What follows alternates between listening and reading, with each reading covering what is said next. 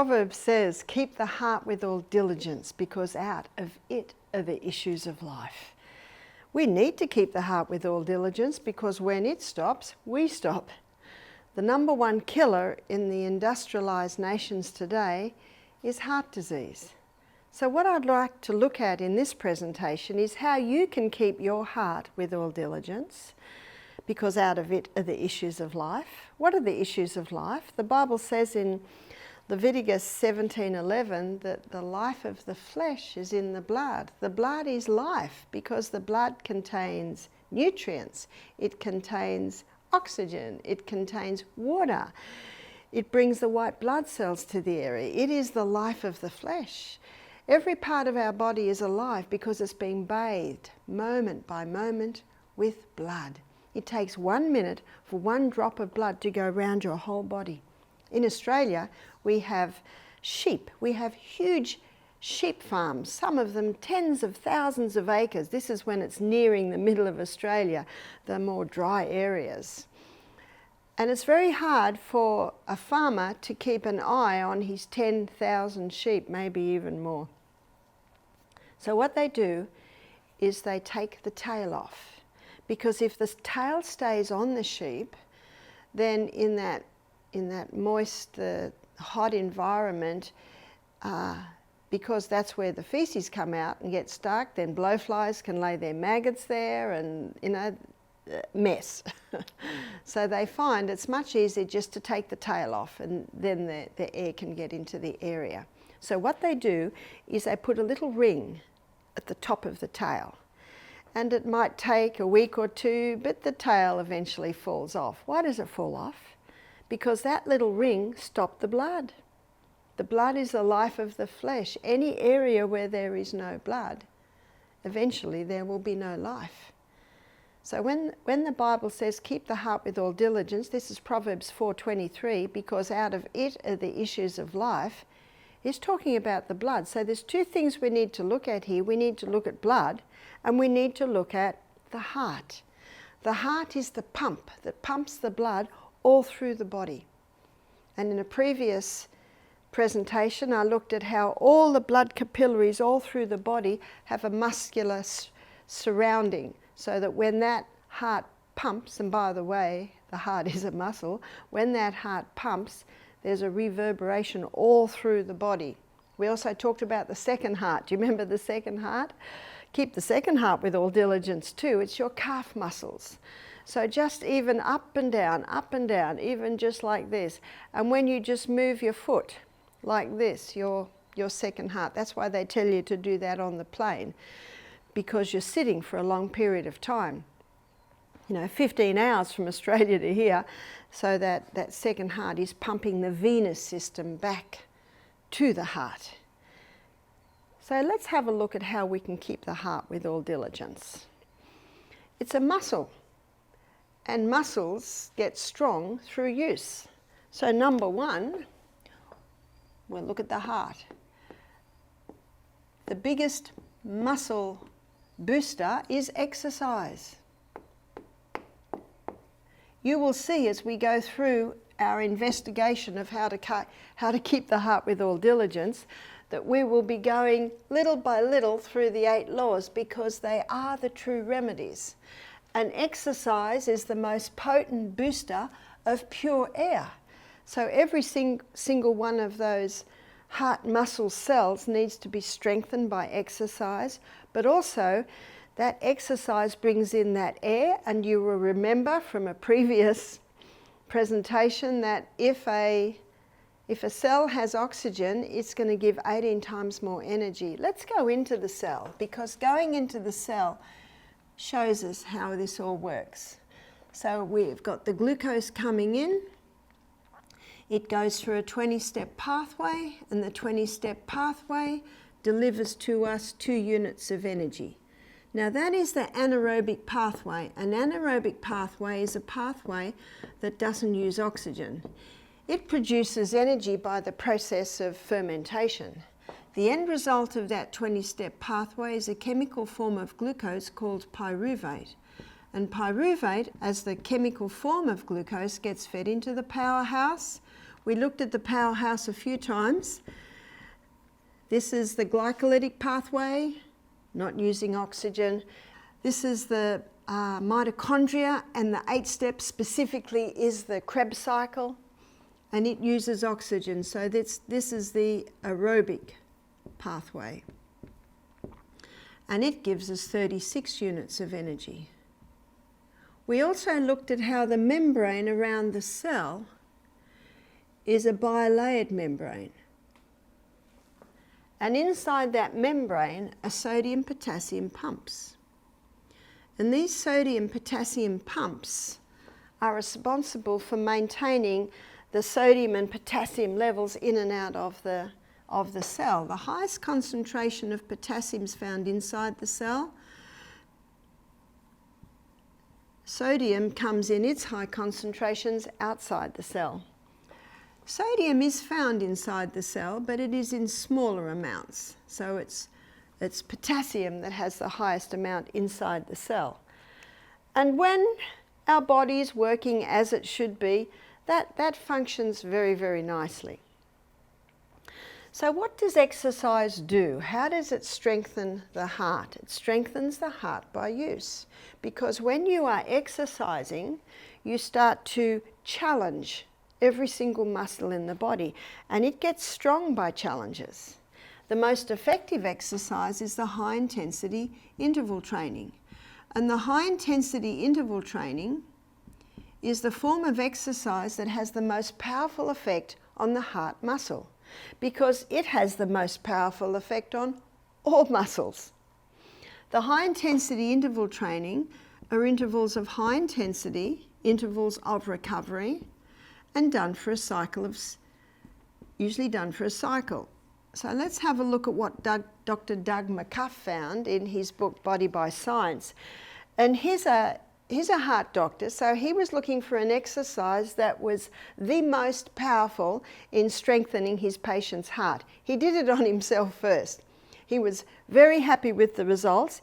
In fact, he was almost surprised at the results because of the effect that it had. The high intensity he maintains is the most potent when you do it for 30 seconds, and then you can have a 90-second recovery time, and that's usually done for a cycle of 6. So Doug McCuff says all you need is 12 minutes a day. Now I'm going to be very gracious and give you 15 minutes a day. There are 24 hours in the day. 15 minutes is not much. If you do not think you have time to exercise, it's time to assess what you do with your time. Write down, if you don't think you have time to do this, you've got to write down, you've got to sit down, you've got to write down what you do with your time. How long does it take to eat? Doesn't take that long to eat, does it? I'm usually done in half an hour at the most. Sleep, oh yes, 8 hours, hopefully. Hopefully you are sleeping for 8 hours, and you'll find out that that's very important for the heart. So what else is left in the day? What else have you got? Because if you want to keep your heart with all diligence, it's a not negotiable. You got to exercise. So I'm giving you a form of exercise that, unfortunately, now you've heard this, you've got no excuse. You got to exercise. And remember what Dr. Doug McCuff did this for his heart patients. He wanted a form of exercise that was reachable, that was doable. So what's the high intensity? It can change from person to person. It's actually whatever you can do. What my husband and I do, we run up hills. And when I'm running up the hills and I get to 20 seconds, my body says that'll do. When I get to 25 seconds, my body says this is getting a little bit silly. When I get to 30 seconds, that's when I am breathing very, very deeply. In fact, if I didn't count, I don't think I'd actually get to that. And then recovery time. What's recovery time? Recovery is going a lot slower. So for Michael and I, this is when we walk down the hills. Most of the research for the high intensity interval training has been done on the exercise bike. So if you're on an exercise bike, you go as hard and fast as you can. Please count, remember, 1 and 2 and 3 and 4 and...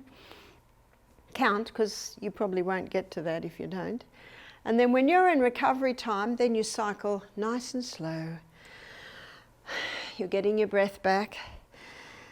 And you'll know when it's time to go back to the high intensity, because your breath will be once again back to normal and your heart rate will have slowed right down. Then it's time to go again. Now, if you can't get to 30 seconds, that's perfectly fine, because this changes. As you get stronger, as your heart gets stronger, you'll find you'll be able to go a little bit more, but your fitness is actually determined by your recovery time. So note how much high intensity you can handle.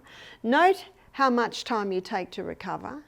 Write it down, because it will be of great encouragement to you as the weeks and months go by, when you see the changes that your body is making.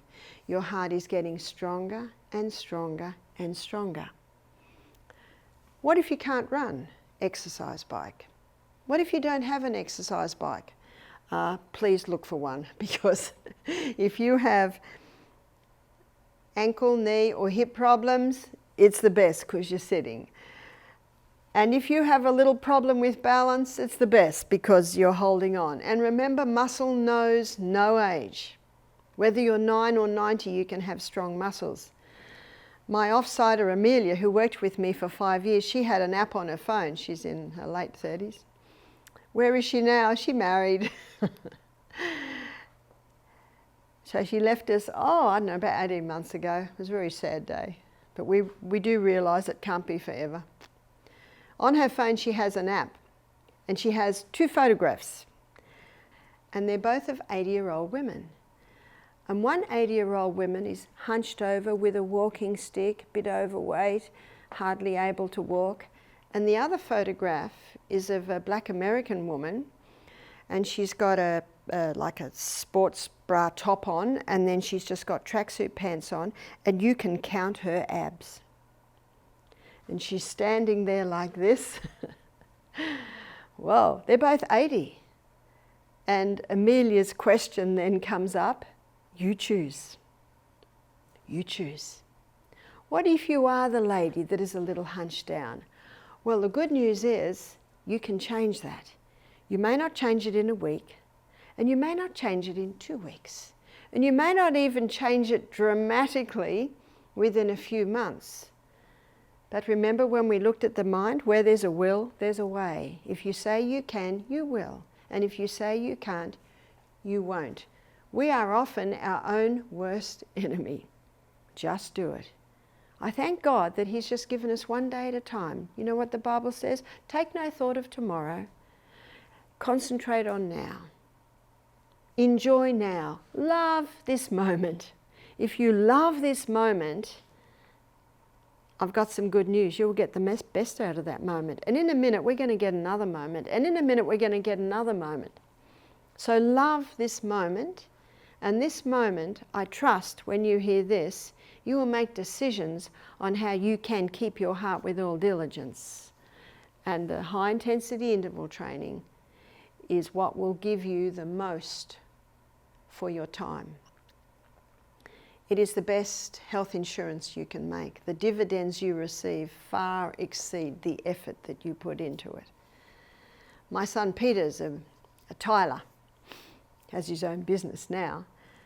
But when he was a young tiler, he had to take a vanity unit out of an old bathroom. It was about the 50s vanity unit, and it had a big chip on the side.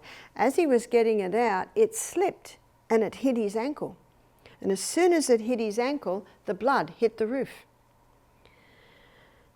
He fell down and he called out to my other son, James, quick. James said, I'm on the phone. Peter said,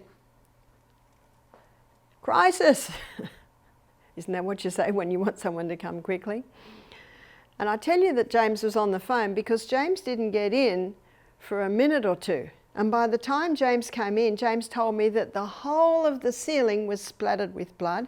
This beautiful design of little spots all over the ceiling, all over the walls. James immediately, Peter had already clamped the spurting blood vessel, bound him up, took him to hospital. They took his pulse. That was 50 beats per minute. The nurse couldn't believe it.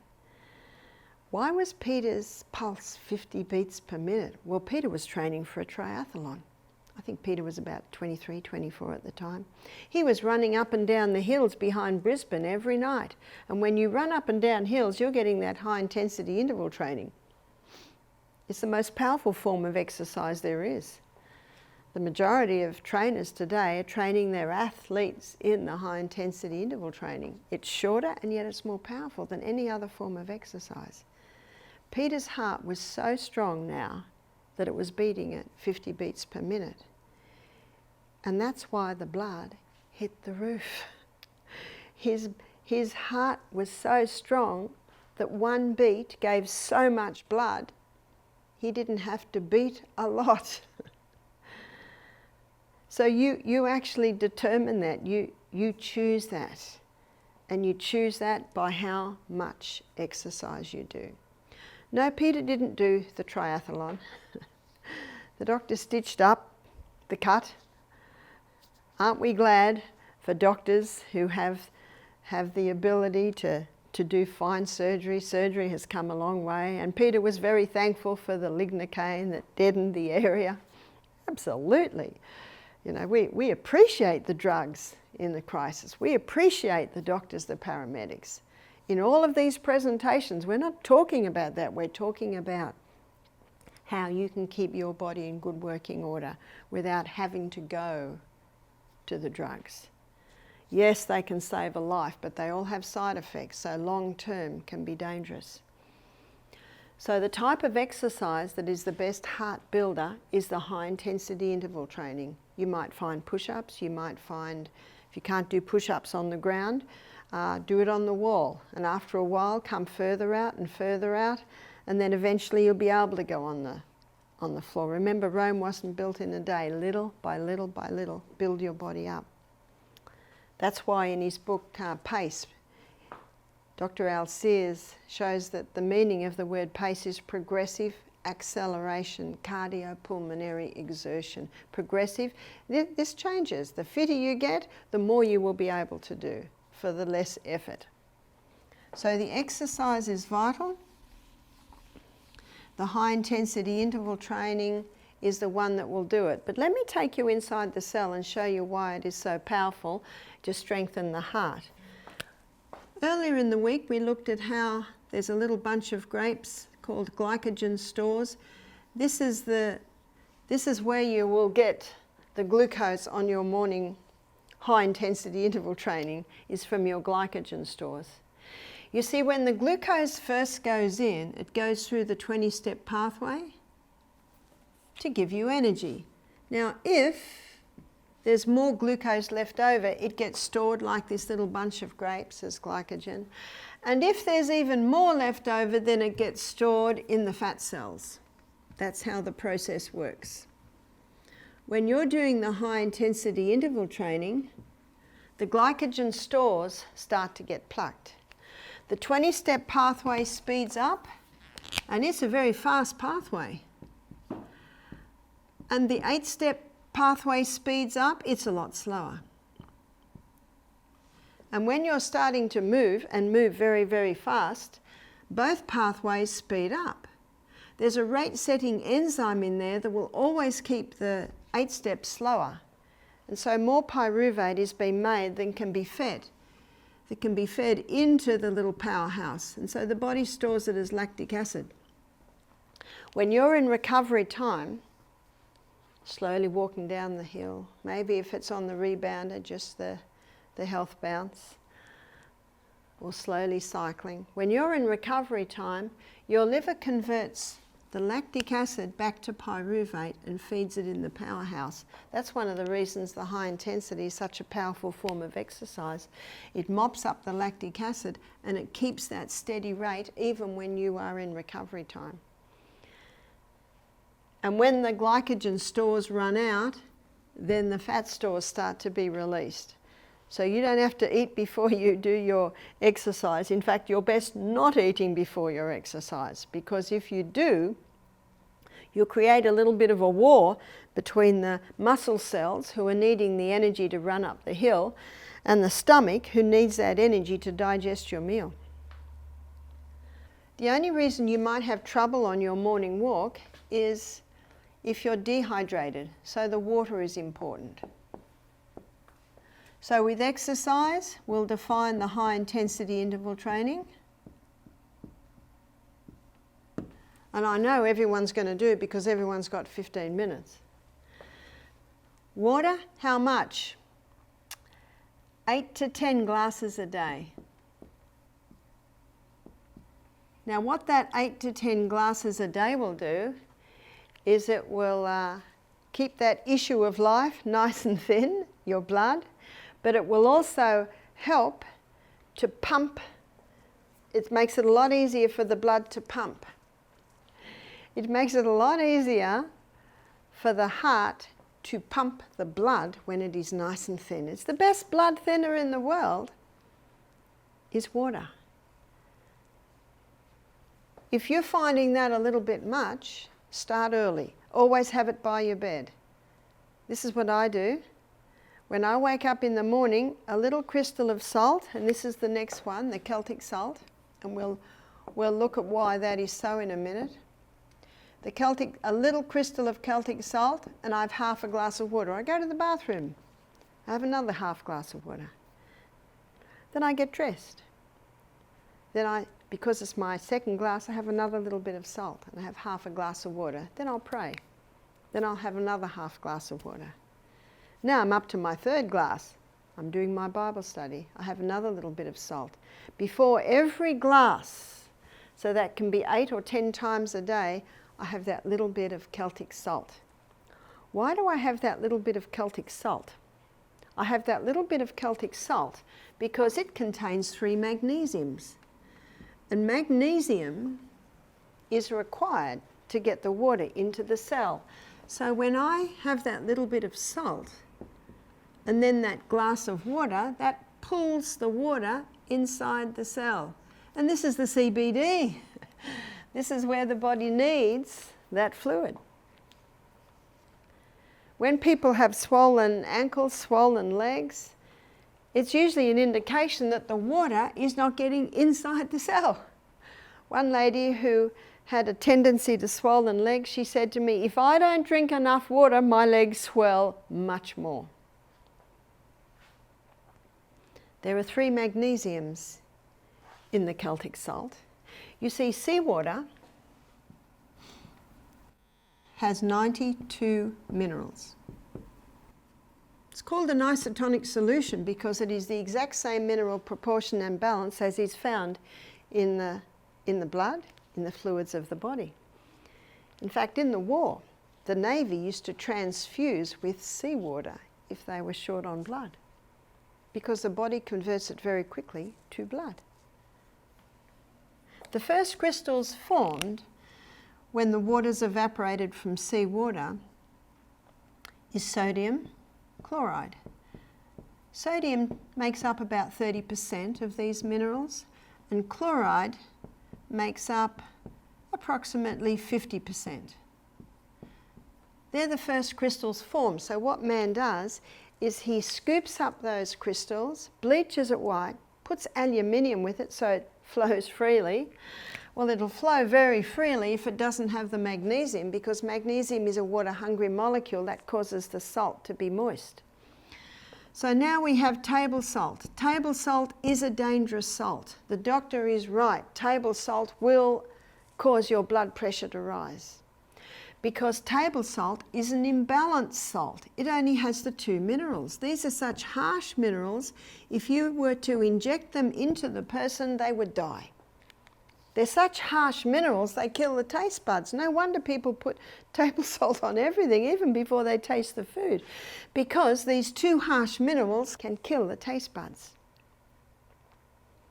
So when we put that little crystal of Celtic salt on our tongue and then have the water, the mucous membranes in the mouth absorb those minerals, and you have the water, and the magnesium pulls the water inside the cell. Something else happens when you pull the water inside the cell. There's a little motor in the membrane around the cell, and when the water rushes through, it stimulates the movement of that little motor, and you get you get a little bit of energy. So when everyone's going outside to have their cigarette or their coffee for a little bit of a lift mid-morning in the office, just have your Celtic salt and your water, and you'll experience that little bit of a lift. Dr. Lelangre is a French doctor who's written a whole book on salt. He says when someone comes to him with high blood pressure, he always puts them on the Celtic salt. You see, Celtic salt has 82 minerals. It's a balanced salt. It's salt the way God meant us to have it. In Matthew chapter 5, verse 13, the Bible says, "Ye are the salt of the earth. If the salt has lost its savour, wherewith shall it be salted? It is henceforth good for nothing but to be cast out and trodden under foot of men." Oh, strong words. If the salt has lost its savour. This is Old English. How does salt lose its savour? I'd like to suggest that this salt has lost its savour. It's lost the other 90 minerals. So where are the other 10 here? They're in such pico proportions, barely measurable, that it's inevitable that some are lost in the evaporation process. So I thought you might be surprised to hear me say the Celtic salt is important to keep the heart with all diligence, and even the issue of life coming out of it. Have you ever tasted your blood? It's salty. We need salt. Let me show you how table salt gets the blood pressure up. If someone's having table salt on everything and they're not having enough potassium, where do we find our potassium? In all your fresh fruits and vegetables. On our table we have salt and pepper. The pepper is cayenne pepper and the salt is Celtic salt. And cayenne pepper is quite high in potassium too. But there are a lot of people today that don't have many fresh fruit and vegetables, and they're having too much salt. So what happens is the potassium levels start to drop. And the sodium levels inside the cell start to rise. The potassium and sodium pumps are struggling to try and keep the balance purely because they're lacking potassium and there's too much sodium coming in. And osmosis and diffusion happens when the highest concentration merges into the lower. What happens when sodium levels rise in the cell? That cell swells. There's your high blood pressure. So the doctor is right. The table salt is a big contributing factor to high blood pressure. But the Celtic salt, it can help to balance the pressure in and out of the cell, thus helping to resolve high blood pressure. High blood pressure is one of the signs that the heart is not being kept with all diligence, neither the issues of life. So the Celtic salt is important.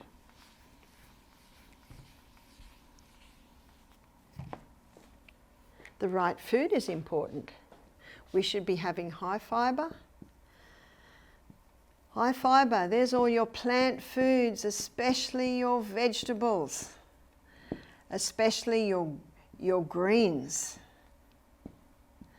Let me show you why the greens are very important.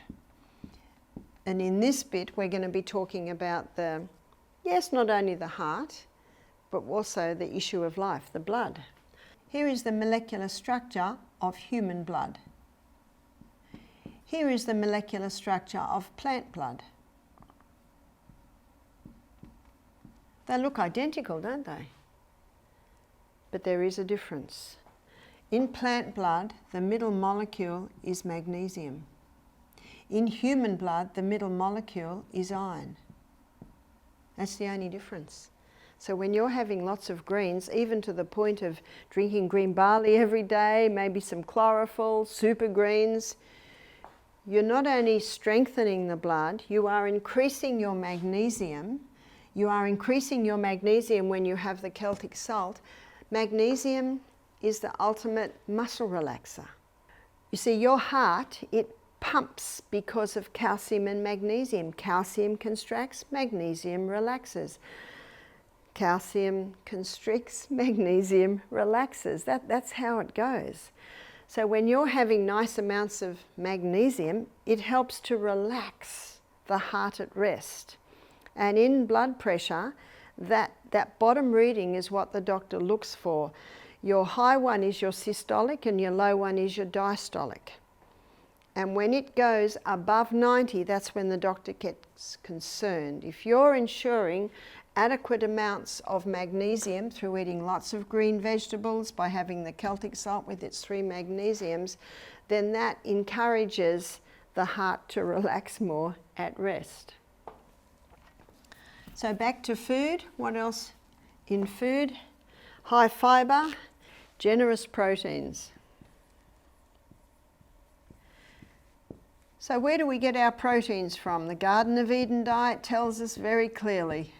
God said, "Behold, I have given you every herb-bearing seed, which is upon the face of the earth, and every tree, in the which is a fruit-bearing seed. To you it shall be for meat." This is the main substance.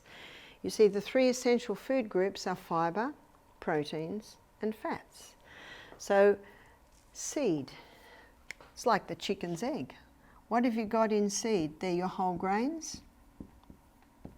What you've also got as a seed is your legumes, your lentils, chickpeas, lima beans, black-eyed beans.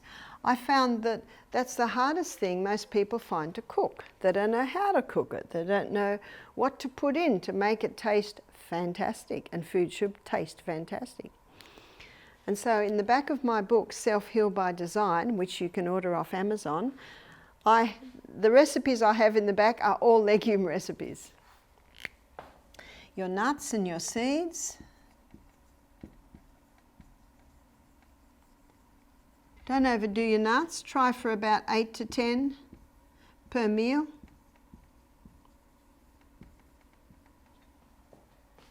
So there's your proteins and healthy fats. What are your healthy fats?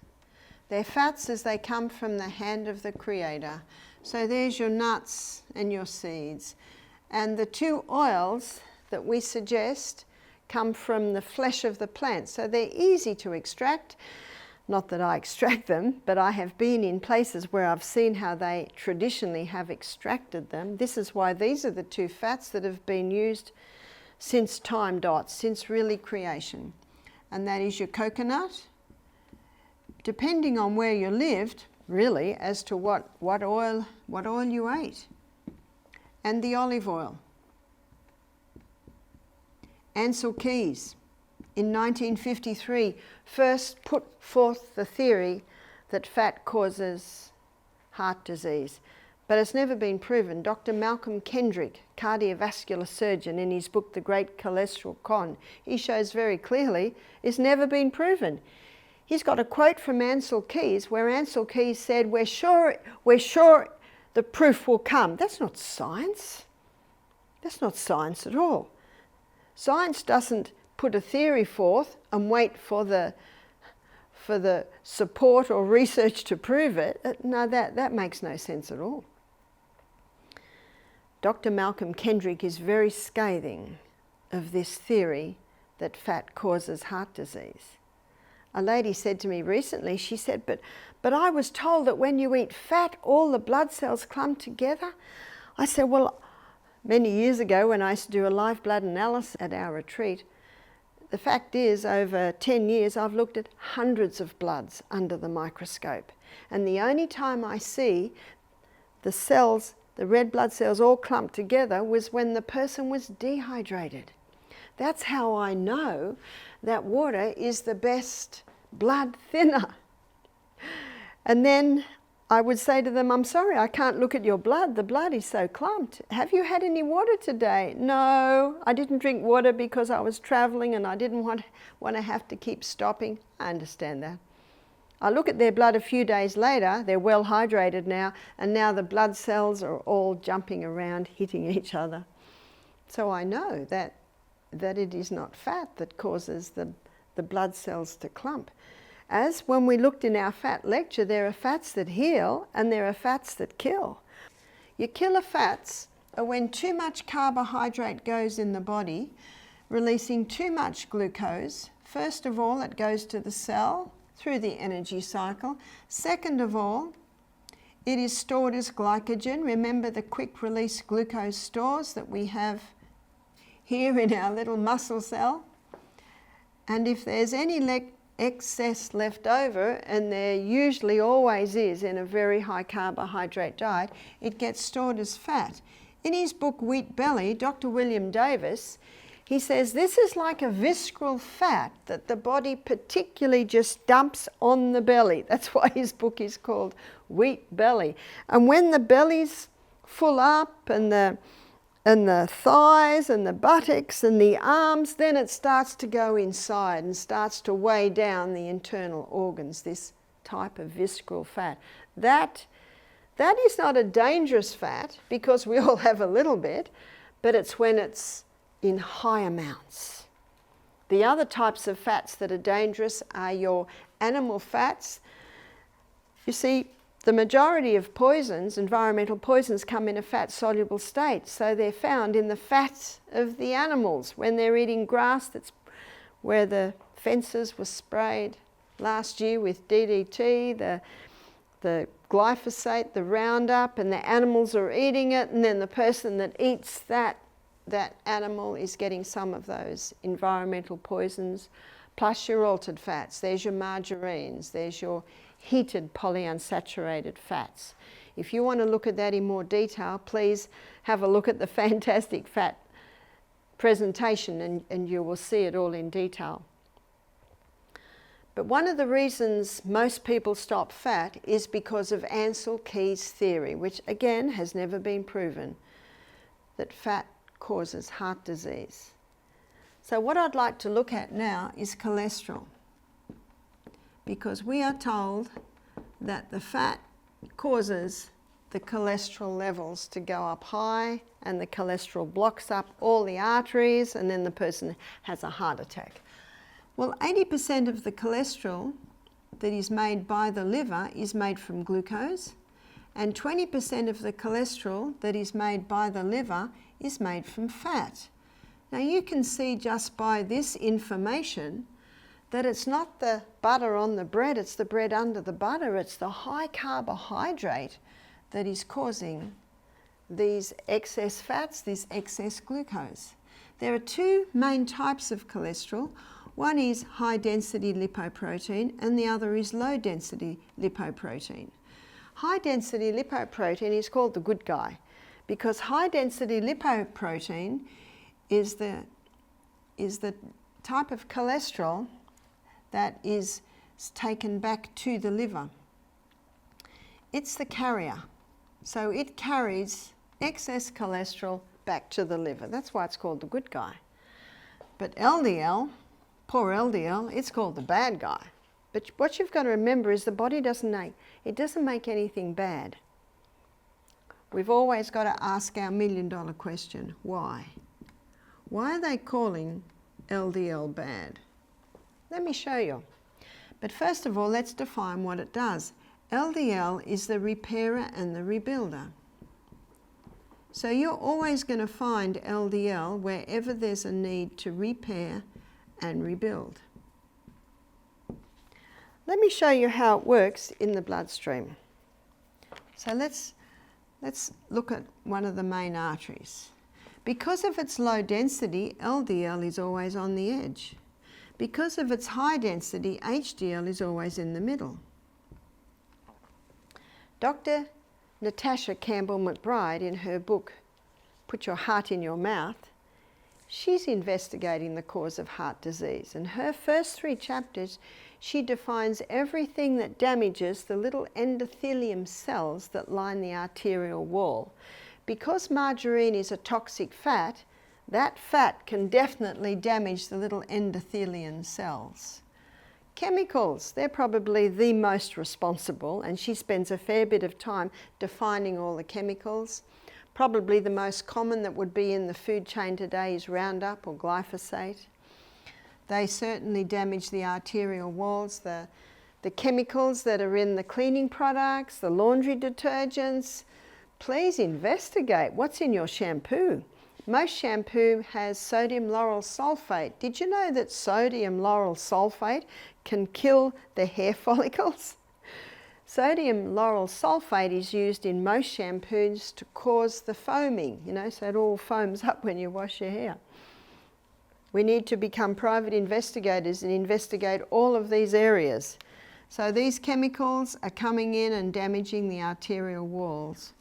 Chemicals in the food, chemicals in the laundry detergent. There are 4,000 chemicals in cigarettes. Mercury. Mercury is neurotoxic. It is also cell toxic, called cytotoxic. It can damage the endothelium cells. So who's going to plug up the holes? The repairer and the rebuilder. So LDL, already sitting on the edge, it comes along and it starts plugging up the holes. If it didn't plug up the holes, we'd just bleed into the tissues and that would eventually kill us. So can you see that God put LDL there for a purpose? But what's happening is the person doesn't realise what all of these things are doing to them. It certainly doesn't tell you that on the packet of your supposedly sweet-smelling laundry detergent. I'm sorry, but it doesn't smell sweet to me. I'm used to essential oils, and when you're used to the natural scents of essential oils and you smell some of those laundry detergents, they really don't smell very nice. So what's happening in the arterial wall? It's building up, up. Something else is happening. Dr. Natasha Campbell-McBride describes this. Many authors have also described it too. In our bloodstream, there are little protein molecules. On a high carbohydrate diet, high sugar diet, which unfortunately many Americans and Australians are consuming, there's a lot of excess glucose around. And that excess glucose, it sticks to those protein molecules and that becomes sticky. And it sticks to the wall, it's contributing to the build-up. And what happens is, this is the number one cause of heart disease or stroke, is they get dislodged. And they get dislodged and they block. If the blockage happens in the carotid arteries, there's your stroke. If the blockage happens in the heart, there's your heart attack. That's the number one cause. Is it cholesterol? To blame cholesterol for heart disease is like blaming the fire trucks for the fire. Like blaming the ambulances for the accidents. Well, they must have caused them. They're always there. Can you see the reasoning? No, cholesterol doesn't cause heart disease. It's the result of damage to those endothelium cells. So when you're looking at keeping the heart with all diligence, we need to also be looking at the fact that there are some things that must stop. So we looked at this when we looked at the temperance lecture, not taking anything into the body that will harm it and taking in moderation the good things. So what must stop? Your damaged fats. The margarine must go. If you're going to cook anything in oil, it must be in the coconut, which does not get damaged by the heat. So your damaged oils are very dangerous oils. It's also very important that you get all the chemicals out of your home, out of your life, out of your shampoo, out of your toothpaste. So the chemicals must stop. Alcohol. Alcohol is it's very dangerous to the body. The Australian Health Department, and they said this 15 years ago, there is no safe dose of alcohol. Alcohol damages the little endothelium cells. Alcohol is a toxic poison. It also thickens the blood. Caffeine. Caffeine it's one of the biggest causes of heart arrhythmia. Why does it cause heart arrhythmia? It causes heart arrhythmia or an unnatural heartbeat because when caffeine is taken into the body, it creates a crisis response. And you know, in a crisis response, everything's moving very, very fast. The other thing that can cause heart arrhythmia is the hybridized wheat of today. The hybridized wheat of today is very difficult to break down in the gut because it has such a complex protein or gluten structure, and it can put a little bit of a crisis into the body, even to the point that the heart is affected by it. So these things must stop if you want to keep the heart with all diligence. But I'm so glad that God has also given us herbs to restore. And there are some specific herbs that can restore, revive, and heal. And that's what I'd like to look at now. So herbs. So we're going to make sure that this does not get mixed up with anything else. That's the stop. So we'll go over here to herbs. In Psalm 104 verse 14, God says that he gave herbs for the service of man. And the best heart herb is cayenne pepper. I've had some people say to me, but isn't cayenne pepper a stimulant? Well, it's different to all other stimulants because it stimulates the blood.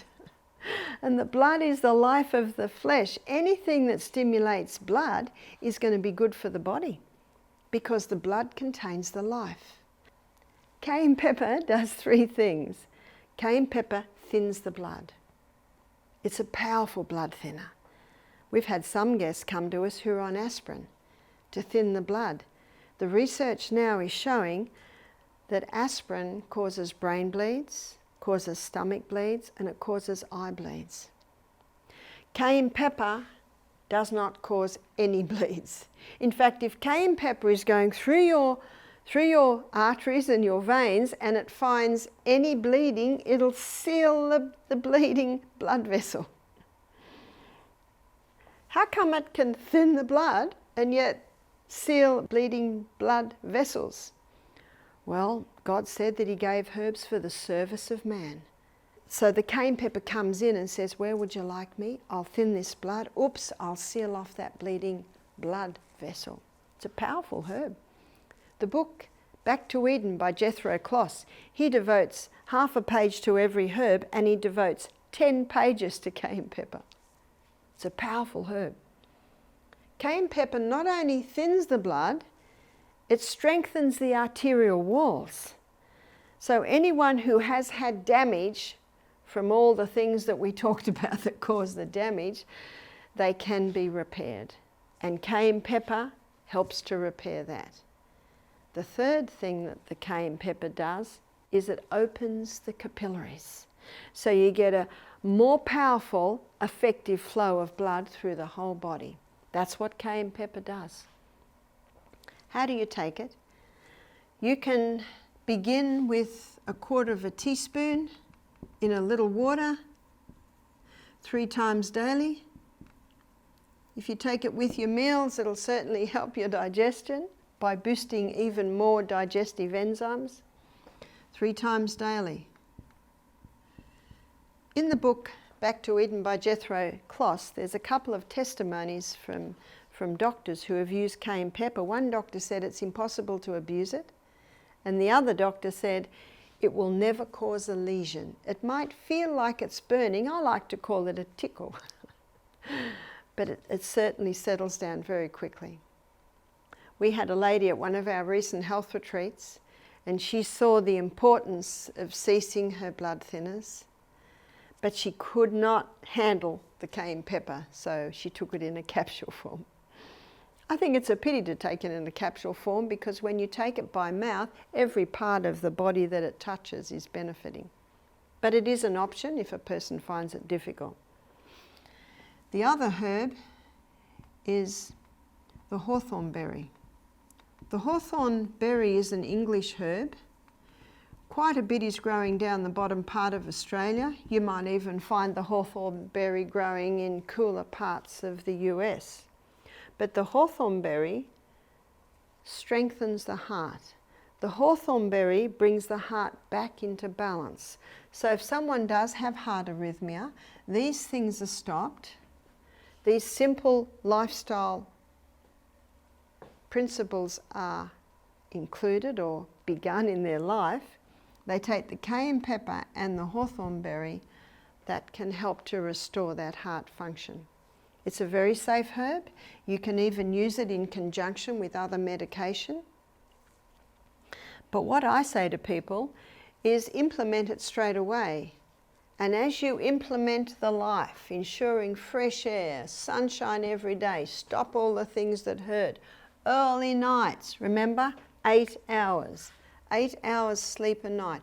You want to keep your heart with all diligence, you have to have 8 hours sleep every night. No, not from midnight to 8 a.m. Ideally 9 to 5. You might go a little earlier or a little later, but try and go no later than 10. 10 is the absolute latest. Because if you go any later, you're missing out on all the amazing things that are happening in your brain, in your body while you sleep. The hawthorn berry can be taken in quite large amounts. I had a man recently said, I'm taking the hawthorn berry, it's not doing anything. He was on 350 milligrams a day. If you want to heal your heart, if you want to strengthen it because it has been weakened or it's not working as well as you'd like it, you can take up to 4,000 milligrams a day. Very safe herb. How do you take it? You can get the berries and you can make a tea. And if you do get the berries and make a tea, it's 2 teaspoons to 1 cup. And because it's a berry, it needs to have a gentle simmer. Simmer for about 10 minutes and then let it cool. Let it cool right down. Right down. So if you want to take the hawthorn berry as an alternative, you would have at least 4 cups a day of that tea.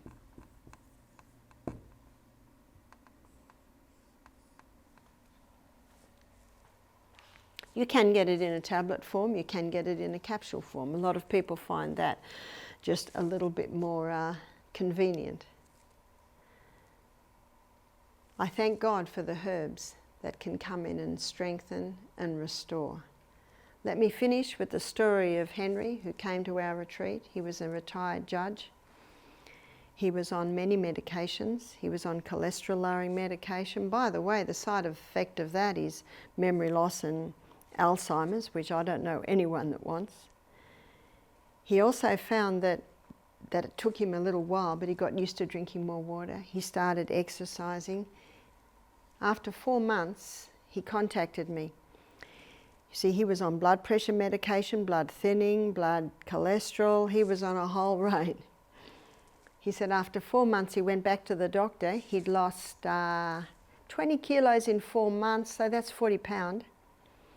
And he also had his blood pressure taken. His blood pressure was back to normal. His blood thinning was back to normal. Everything was back to normal. So his doctor took him off the medication. He implemented the life. He took the herbs, and his doctor took him off all the medication.